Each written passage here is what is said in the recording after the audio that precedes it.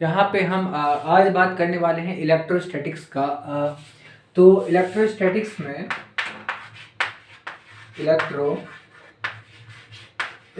में हम बात करेंगे इक्विलिब्रियम ऑफ पॉइंट चार्ज के बारे में। Equilibrium of point charge. अब इक्विलिब्रियम ऑफ पॉइंट चार्ज में हम क्या ले रहे हैं? यहाँ पे हम ट्रेंगल ले रहे हैं और ट्रेंगल में हम बात कर रहे हैं। ट्रेंगल के वर्टेक्स पे हम 3 इक्वली चार्ज को यहाँ पे सस्पेंड करके रख रहे हैं। तो हमने लिया है यहाँ पे एक इक्विलेटरल ट्रेंगल हमने लिया है और इक्विलेटरल ट्रेंगल में हमने 3 कैपिटल क्यू चार्ज को हमने ऐसे इनके वर्टेक्स पे रखा हुआ है। तो इस टाइप से क्वेश्चन में इस तरह से पूछा जाता है कि सेंटर पे कौन सा चार्ज रखा जाए in terms of capital Q. Centre पे ऐसा चार्ज रखा जाए जिससे कि ये सिस्टम जो है पूरा इक्विलिब्रियम हो जाए। इसका कहने का मतलब ये हुआ कि इस पे नेट फोर्स 0 हो, इस पे भी नेट फोर्स 0 हो, इस पे भी 0 हो और सेंटर पे जो चार्ज हम रख रहे हैं उस पे भी नेट फोर्स 0 हो। तो कौन सा चार्ज, उसका मैग्नीट्यूड कितना होना चाहिए, किस मैग्नीट्यूड का चार्ज हम सेंटर पे रखेंगे। तो इस टाइप से इसमें इलेक्ट्रोस्टैटिक्स में इक्विलिब्रियम ऑफ पॉइंट चार्ज में इस टाइप से ये क्वेश्चन बनते हैं। 2 चार्ज सिस्टम का भी क्वेश्चन बनता है। यहाँ पे 3 चार्ज सिस्टम का क्वेश्चन है और ये ट्रेंगुलर बनता है। ट्रेंगुलर इक्विलेटरल ट्रेंगल है और इसके वर्टेक्स पे हमने चार्ज रखा। तो इसका साइड ए है और ये भी साइड हम ए मान लेते हैं, ठीक है ना। हम जो चार्ज निकालेंगे, जो चार्ज हम सेंटर पे रखा, मान लीजिए हम इसको क्यू मान लेते हैं। हम मान लेते हैं स्मॉल क्यू को हमने इसके सेंटर पे रखा, जिसके कारण क्यू के कारण इस पे एक फोर्स लगता है और इस पे फोर्स इस चार्ज के कारण भी लगता है, इस चार्ज के कारण भी लगता है, बट नेट फोर्स इस पे क्या लगना चाहिए? 0 लगना चाहिए। तो ये इक्विलिब्रियम, ये जो सिस्टम है सारा, ये सिस्टम इक्विलिब्रियम में हो जाते हैं। तो इसको निकालने से पहले आपको देखना पड़ता है कि इस चार्ज पे कौन कौन से फोर्स लग रहे हैं, इस पे नेट फोर्स कौन कौन से लग रहे हैं। अब देखिए इस क्यू चार्ज के कारण इस पे एक फोर्स लग रहा है इधर आउटवर्ड, क्योंकि ये पॉजिटिव है और ये पॉजिटिव है, तो इसके कारण इस पे फोर्स लगेंगे इधर, इलेक्ट्रोस्टैटिक्स फोर्स ऑफ रिपल्सन। इस पे हम मानते हैं कि ये फोर्स F लग रहा है। अब ये चार्ज क्यों है, ये चार्ज क्यों है, इसका भी डिस्टेंस उतना ही है, तो इधर फोर्स लगेगा। ये फोर्स को हम मानते हैं कैपिटल F ही, क्योंकि इनका जो मैग्नीट्यूड है सेम मैग्नीट्यूड है, सेम डिस्टेंस है, तो ये हम एक कैपिटल F और ये F मानते हैं, ठीक है ना। इसका जो रिजल्टेंट होगा ये इस लाइन पे आ जाएगा और ऐसे इसके बीच में आएंगे, ये रिजल्टेंट इनके इसके बीच में आएंगे।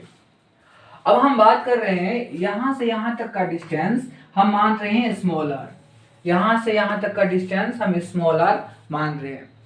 अब हम देखेंगे कि इस चार्ज पे कौन कौन से फोर्स लग रहे हैं। तो एक फोर्स इसका लग रहा है F, एक फोर्स इसका लग रहा है F।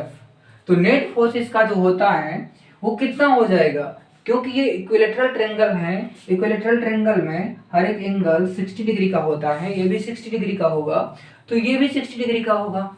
यहाँ पे क्रॉस बन रहा है इस लाइन में और इस लाइन के बीच में, तो ये 60 डिग्री हो जाएंगे। इन दोनों के बीच में 60 डिग्री यदि होगा तो ये √3F हो जाते हैं इसके रिजल्टेंट। वेक्टर एडिशन से हम निकालते हैं √3F हो जाता है। और यहाँ पे देखिए ये हम क्यू चार्ज के बारे में बात कर रहे हैं कि क्यू चार्ज क्या होनी चाहिए।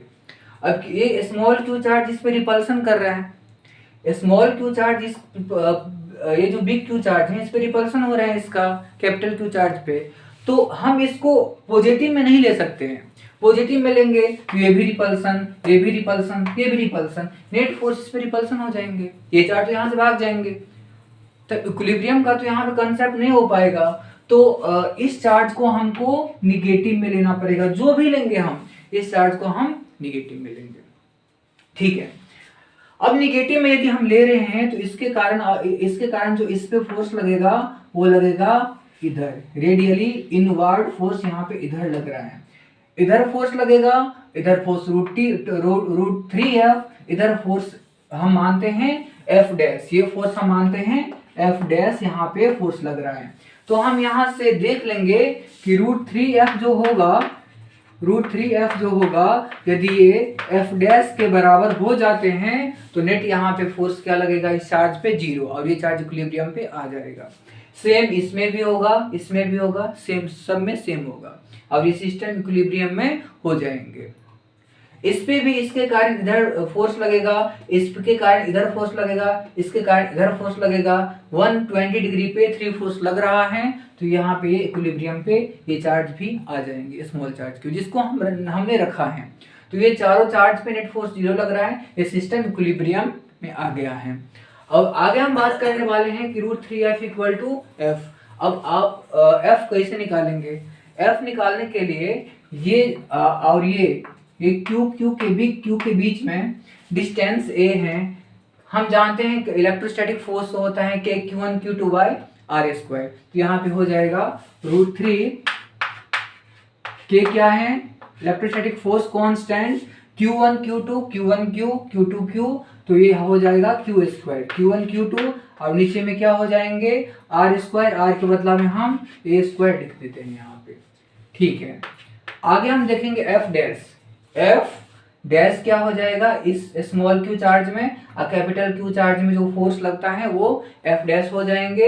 यहाँ पे के Q1 Q2 by R square same force हम लगाते हैं, तो क्या हो जाएगा के Q1 क्या है स्मॉल क्यू और Q2 क्या है कैपिटल क्यू। हम फोर्स लिखते समय कभी भी चार्ज का मैग्नीट्यूड ही लेते हैं, ना कि उसके साइन लेते हैं। साइन बताता है कि फोर्स का डायरेक्शन क्या होता है।